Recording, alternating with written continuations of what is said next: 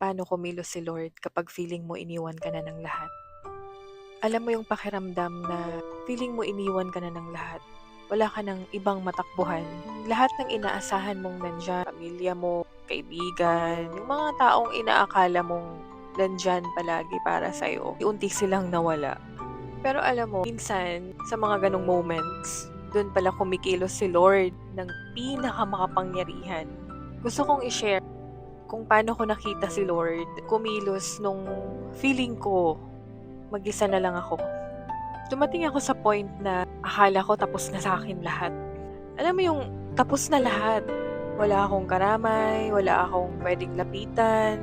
Yung mga tao dati kong pinanghahawakan, parang sabay-sabay akong iniwan. At doon ko naramdaman ng emptiness. Yung tanong na, Lord, nasan ka? Bakit? Bakit hinayaan mong mangyari sa akin to? Pero alam mo kung ano yung na-realize ko?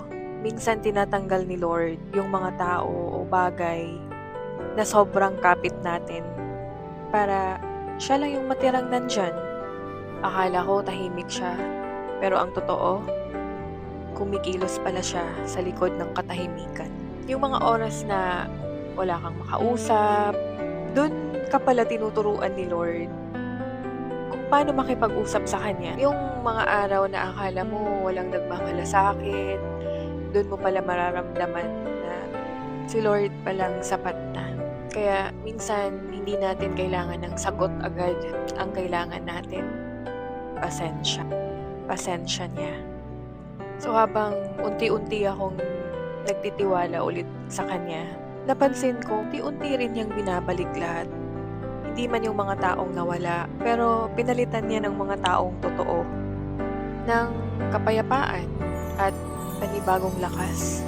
At alam mo ba, doon ko talaga nasabi na, Lord, kahit kunin mo na sa akin lahat, basta ikaw, sapat na.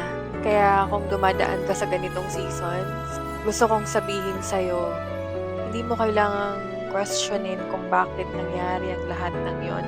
Kasi ang pagkawala ng lahat ay simula ng pagkakaroon mo ng mas malalim na relasyon kay Lord. Huwag mong sukuan si Lord. Kahit pakiramdam mo sinukuan ka na ng lahat dahil siya hindi ka niya iiwan. Balang araw, maiintindihan mo na yung pag-iisa mo noon hindi pala para saktan ka, kundi para ayusin ka ni Lord.